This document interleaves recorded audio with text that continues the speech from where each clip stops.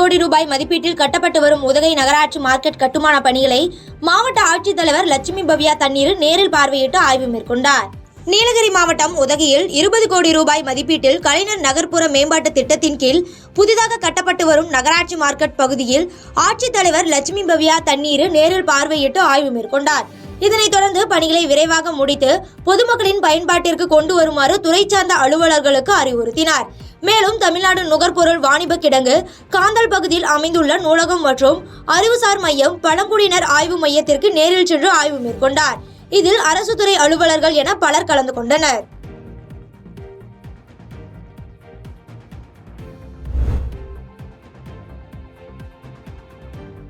மின்சார கட்டண உயர்வு காரணமாக திருப்பூரில் இருந்து வங்கதேசத்திற்கு சென்ற தொழில் நிறுவனங்களை மத்திய மாநில அரசுகள் மீட்டெடுக்க வேண்டும் என முன்னாள் அமைச்சர் SP வேலுமணி பேட்டியளித்துள்ளார். கோவை அதிமுக தலைமை அலுவலகத்தில் அதிமுகவின் செயல் வீரர்கள் கூட்டம் மற்றும் அதிமுக உறுப்பினர்கள் அட்டைகள் வழங்கும் நிகழ்வு நடைபெற்றது. இதில் முன்னாள் அமைச்சர் SP வேலுமணி, பொள்ளாச்சி ஜெயராமன் உள்ளிட்ட சட்டமன்ற உறுப்பினர்கள் பலர் கலந்து கொண்டனர். இதனைத் தொடர்ந்து செய்தியாளர்களை சந்தித்த முன்னாள் அமைச்சர் SP வேலுமணி, நடந்து முடிந்த நாடாளுமன்ற தேர்தலில் குறைவான வாக்குகள் பெற்றது குறித்து ஆலோசனை மேற்கொண்டோம் எனவும் 2026இல் அதிமுக தான் வெற்றி பெறும் எனவும் பேசியுள்ளார். இதைத் தொடர்ந்து பேசிய அவர், வயநாடு பாதிப்புக்கு அதிமுக பொதுச் செயலாளர் எடப்பாடி பழனிசாமி வருத்தம் தெரிவித்து நிவாரண நிதியாக நேற்று 1 கோடி வழங்கினோம் எனவும், அத்திக்கடவு தண்ணீர் வீணாக கடலில் கலக்கிறது எனவும், அதனை முழுமையாக ஆய்வு செய்து குளங்களை நிரப்ப நடவடிக்கை எடுக்க வேண்டும் என வலியுறுத்தினார். இதனைத் தொடர்ந்து மின்சார கட்டண உயர்வு காரணமாக திருப்பூரில் இருந்து வங்கதேசத்திற்கு சென்ற தொழில் நிறுவனங்களை மத்திய மாநில அரசுகள் மீட்டெடுக்க வேண்டும் எனவும் பேசியுள்ளார். இன்றைக்கு வங்கதேசத்துல கடுமையான பிரச்சனை. இன்றைக்கு அங்க முழுமையா கொலாப்ஸ் ஆகி ஒரு மாதிரி சூழ்நிலை இருக்கு. திருப்பூர் இருக்கிற நிறைய ஃபேக்டரிகள் அங்க வங்கதேசத்துக்கு போச்சு. இன்னைக்கு அது பூரா இன்னைக்கு வேற மாதிரி சூழ்நிலை இருக்கு. உடனடியாக திருப்பூருக்கு உடனடியா வட்டி இல்லாத கடன் வழங்கி அவங்களுக்கு என்னென்ன தேவையோ அந்த ஜவுளி உற்பத்தியாளர்களுக்கு, மணின் உற்பத்தியாளர்களுக்கு உடனடியாக மத்திய அரசு, மாநில அரசு தலையிட்டு உடனடியாக வழங்க வேண்டும், கடன் வழங்க வேண்டும். அவங்களுக்கு என்னென்ன தேவையோ அதை பூர்த்தி செய்து தர வேண்டும். இன்னைக்கு கோவை மாவட்டத்தில் பார்த்தீங்கன்னா மத்திய பிரதேச முதலமைச்சர் இங்க ஒரு ஆபீஸே போட்டாங்க.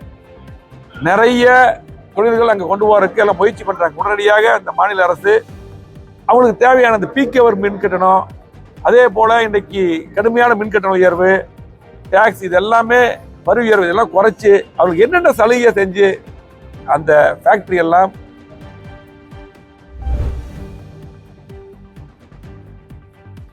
ராஜபாளையத்தில் தற்போதைய அரசு வெளியில் சேலையை குறைந்த விலையில் பெறுவதாக தேசிய நெசவாளர்கள் தின விழாவில் முன்னாள் அமைச்சர் KD ராஜேந்திர பாலாஜி குற்றம் சாட்டியுள்ளார். விருதுநகர் மாவட்டம் ராஜபாளையம் நெசவாளர் முன்னேற்ற கழகம் சார்பாக ஆம்பலப்புலி பஜார் பகுதியில் உள்ள தனியார் திருமண மண்டபத்தில் தேசிய கைத்தறி தினத்தை முன்னிட்டு நெசவு தொழிலாளர்களுக்கு பரிசளிப்பு விழா நடைபெற்றது. இதில் முன்னாள் அமைச்சர், விருதுநகர் மேற்கு மாவட்ட கழக செயலாளர் KD ராஜேந்திர பாலாஜி கலந்து கொண்டு நெசவாளர்களுக்கு பரிசுகள் வழங்கினார். இதனைத் தொடர்ந்து விருதுநகர் மேற்கு மாவட்ட கழக செயலாளர் KD ராஜேந்திர பாலாஜி பேசுகையில், தற்போதைய அரசு வெளியில் சேலையை குறைந்த விலையில் பெறுவதாகவும், நெசவாளர்களின் வயிற்றில் அடிக்கும் இந்த ஆட்சி நீடிக்காது எனவும் விமர்சித்துள்ளார். இதனைத் தொடர்ந்து பேசிய அவர், நெசவாளர்களை பாதுகாப்பது அரசின் கடமை என்றும் பேசியுள்ளார். இந்நிகழ்ச்சியில் நெசவாளர் முன்னேற்ற கழகம் மாநில தலைவர் கணேசன், அதிமுக நிர்வாகிகள் மற்றும் நெசவாளர்கள் என பலர் கலந்து கொண்டனர்.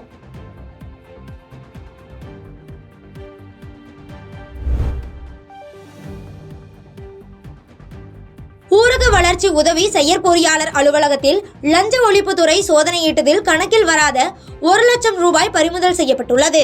திருப்பூர் மாவட்டம் கோர்ட் வீதியில் அமைந்துள்ள திருப்பூர் உதவி செயற்பொறியாளர் அலுவலகத்தில் ஊராட்சிகளில் நடந்து முடிந்த வளர்ச்சி பணிகளுக்கு பில் பாஸ் செய்ய ஒப்பந்ததாரர்களிடம் லஞ்சம் கேட்பதாக புகார் இருந்தது.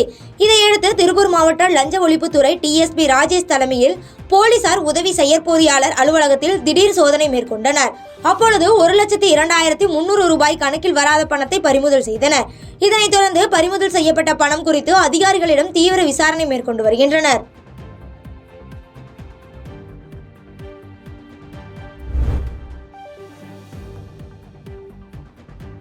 ஆண்டிப்பட்டி அருகே அரசு பேருந்தில் மாணவிகளை கேலி செய்ததை தட்டி கேட்ட 9ஆம் வகுப்பு மாணவன் மீது தாக்குதல் நடத்தும் சிசிடிவி காட்சிகள் வெளியாகி பரபரப்பை ஏற்படுத்தியுள்ளது. தேனி மாவட்டம் ஆண்டிப்பட்டி அருகே ஏத்தக்கோவில் பகுதியில் இருந்து ஆண்டிப்பட்டிக்கு வந்த அரசு பேருந்தில் சேக்கிலார்பட்டி பகுதியைச் சேர்ந்த சில மாணவிகள் பயணித்துக் கொண்டிருந்துள்ளனர்.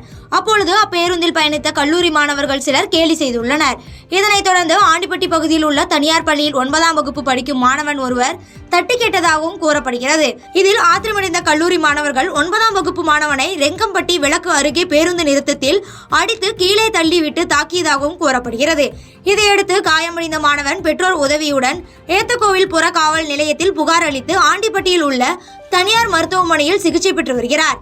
தற்பொழுது இந்த சிசிடிவி காட்சிகள் வெளியாகி பரபரப்பை ஏற்படுத்தி இருக்கும் நிலையில் இச்சம்பவம் தொடர்பாக ஆண்டிப்பட்டி காவல்துறையினர் விசாரணை மேற்கொண்டு வருகின்றனர். பாதகம் செய்பவரை கண்டால் நாம் பயங்கொள்ளலாகாது பாப்பா, மோதி மிதித்து விடு பாப்பா, அவர் முகத்தில் உமிழ்ந்து விடு பாப்பா. அண்மை செய்திகளை உடனுக்குடன் தெரிந்து கொள்ள இணைந்திருங்கள் இயம்நாடு தொலைக்காட்சியுடன்.